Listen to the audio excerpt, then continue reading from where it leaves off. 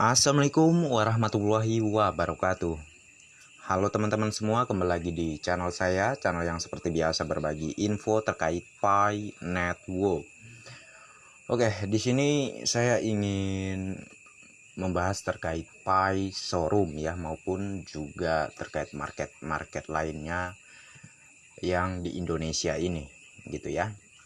Karena kemarin juga ada beberapa pioner yang membahas terkait video saya ya, yang menginformasikan terkait Pi Showroom gitu ya. Jadi mereka tidak mendukung terkait apa yang saya sampaikan. Oke lah, mungkin mereka bagian dari proyek Pi Showroom, entah itu sebagai apalah di Pi Showroom gitu ya. Makanya mereka juga nggak terima ya saya membahas terkait proyeknya tersebut. Malahan menyuruh saya bikinlah proyek sendiri ya, nggak usah ngomentarin, nggak usah menjelek-jelekin proyek-proyek saya gitu, kurang lebih begitu maksudnya, atau proyek Pi Showroom gitu ya. Ya oke lah ya, saya memang nggak bikin proyek sendiri, saya hanya menyampaikan sebuah fakta dan kebenaran bahwa kalau Anda berani bikin proyek, ya pikirkan dulu konsekuensinya ya, atau ya kedepannya itu seperti apa. Kalau Anda berani bikin proyek ya, dan Anda berani bergabung di Pi Network ya, dengan katanya ingin memfasilitasi para pioner, ya buktikanlah ya. Nggak usah Anda nyuruh saya bikin proyek. Anda berani bikin Pi Showroom, buktikan kalau Anda memang serius memfasilitasi para pioner.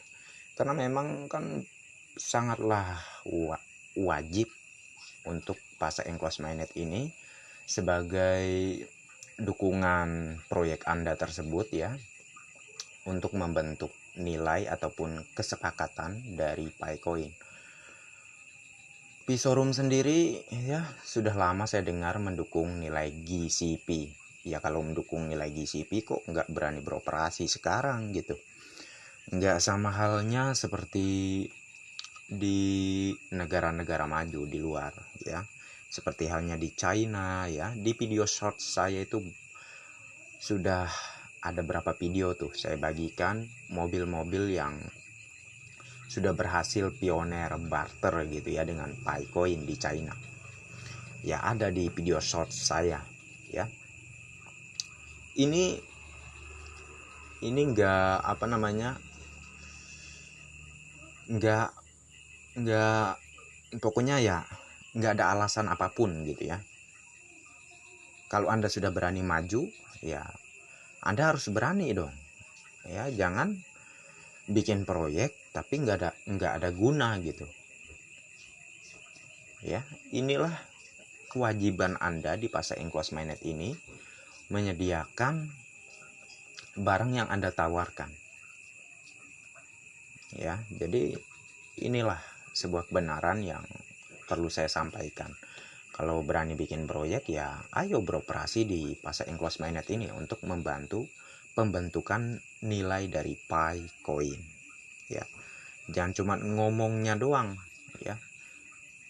Sepakat nilai GCP tetapi nggak ada pembuktian gitu. Jangan malah membalikan atau memutar kata seakan menyuruh saya yang bikin proyek. Saya nggak bakal bikin proyek di Pasar Enclosed Mainnet ini, tapi saya akan bikin proyek setelah open mainnet.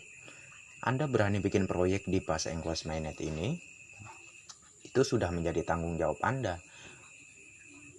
untuk memegang apa yang sudah Anda sampaikan sebelumnya. Anda yakin dan percaya dengan nilai GCP, kok Anda nggak berani beroperasi di Pasar Enclosed Mainnet ini? Apakah Anda nggak serius atau Anda nggak punya modal?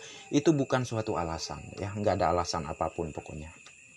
Ya, mau situasi Anda itu belum disetujui oleh pihak core team, ya itu nggak masuk sama pioner ya. Pioner cuma taunya Anda berani membentuk proyek, berarti Anda harusnya berani juga ya mengoperasikan proyek Anda di fase enclosed mainnet ini. Apapun alasannya nggak ada artinya. Yang pasti Anda harus berani mengoperasikan proyek Anda di fase enclosed mainnet ini gitu ya. Jadi terkait yang membahas video saya kemarin yang saya membahas ini ya, kabar terbaru Pi Showroom, semua pioner mungkin kecewa dengan ini.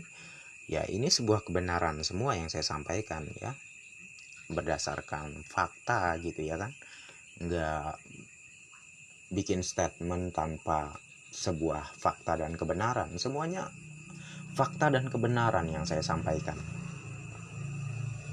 ya. Kalau Anda bilang kami belum belum resmi kerjasama dengan pihak Kortim kan memperbolehkan barter secara offline ya.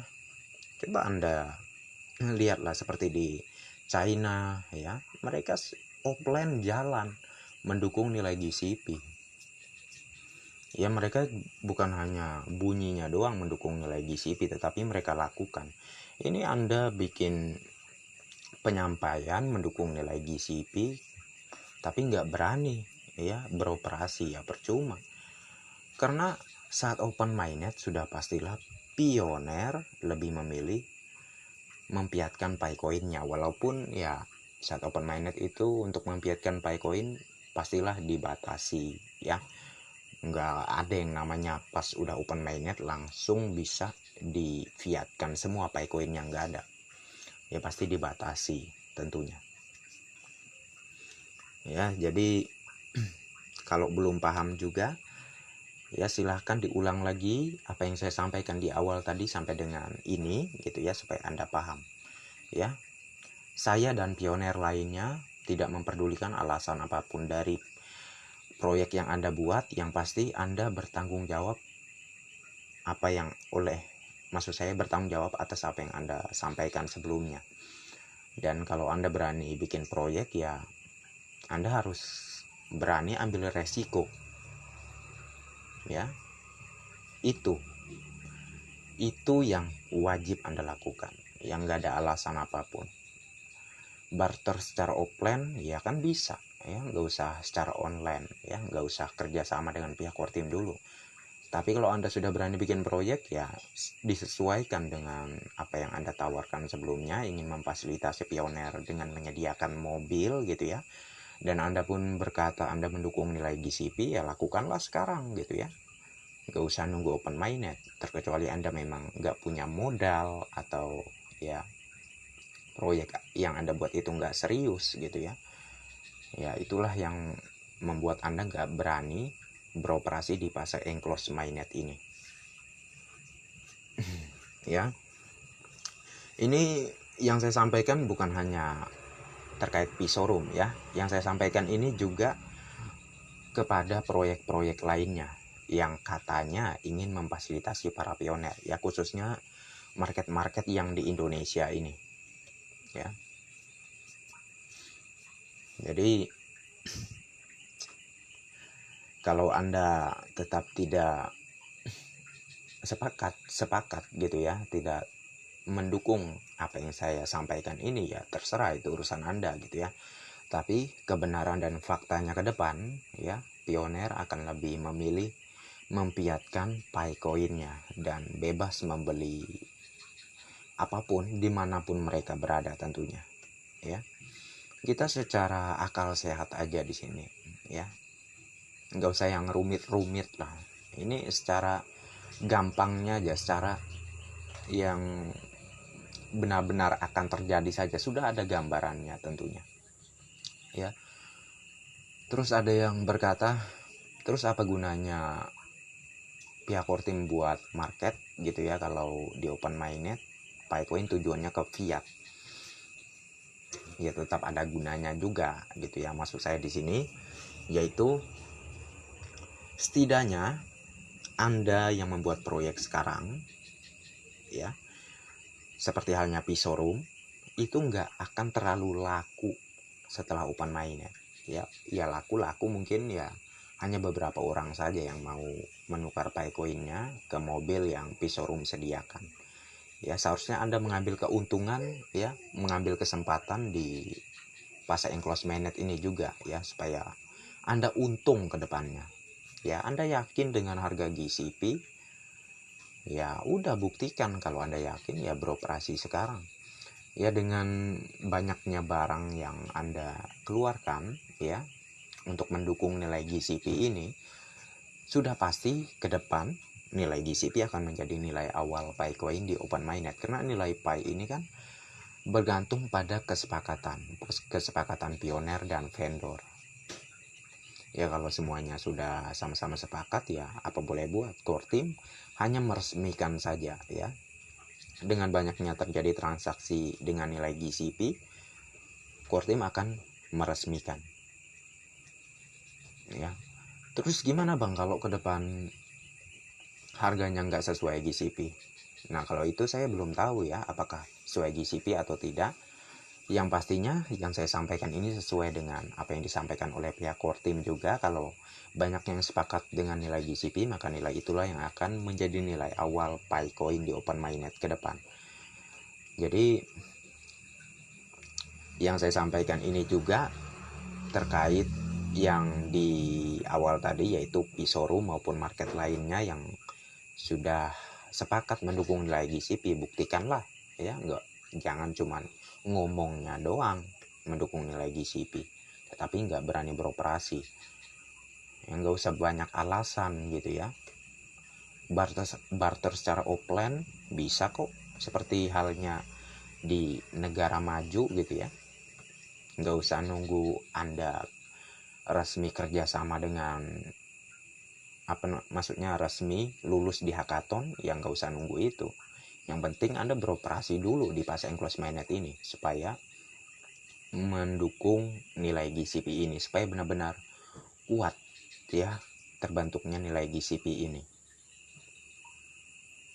Ya, jadi tidak ada alasan apapun, ya, semuanya bisa dilakukan kalau ada niat. Tetapi kalau memang nggak serius, ya itulah yang terjadi gitu menurut saya. Nggak berani beroperasi, ya. Jadi terserah Anda mau menilai saya menjelek-jelekan proyek orang, tetapi yang saya sampaikan ini berdasarkan fakta dan kebenarannya, ya. Jadi saya yakin 100% bahwa pioner akan lebih memilih mempiatkan PiCoin-nya.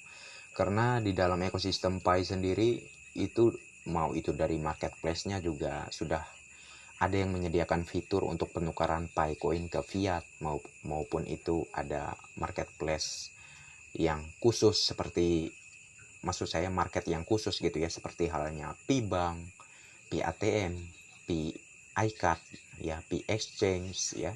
Itu kan tempat pioner untuk menukarkan PiCoin-nya ke uang fiat gitu.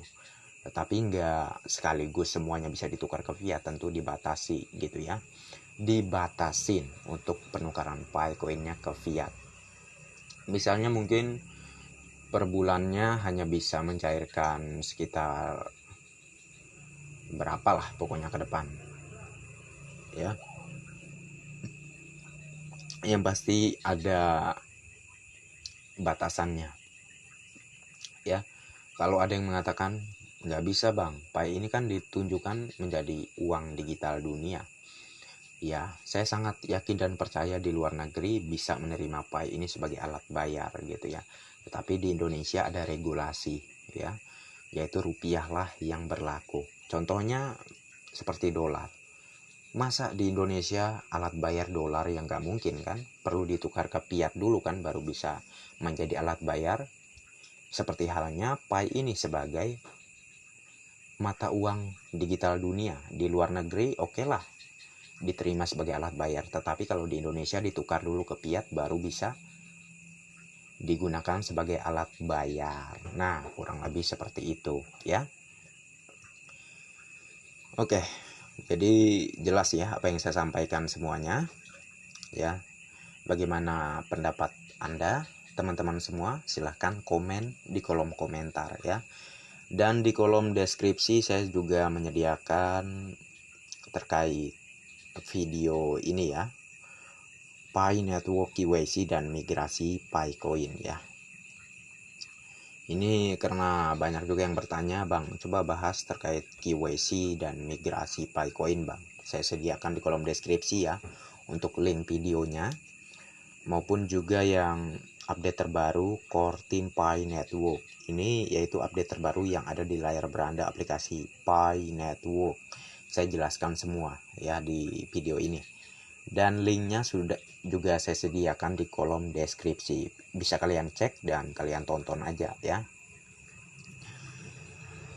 Oke, saya selain di YouTube, saya juga berbagi informasi di media sosial lainnya. Kalian bisa cek juga di kolom deskripsi kalau ingin mengikuti saya di media sosial lainnya ya.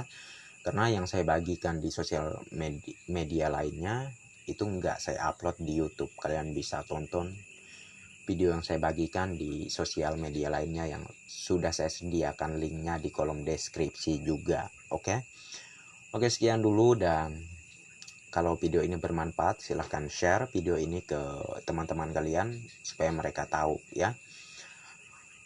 Sekian dan assalamualaikum warahmatullahi wabarakatuh. Bye bye.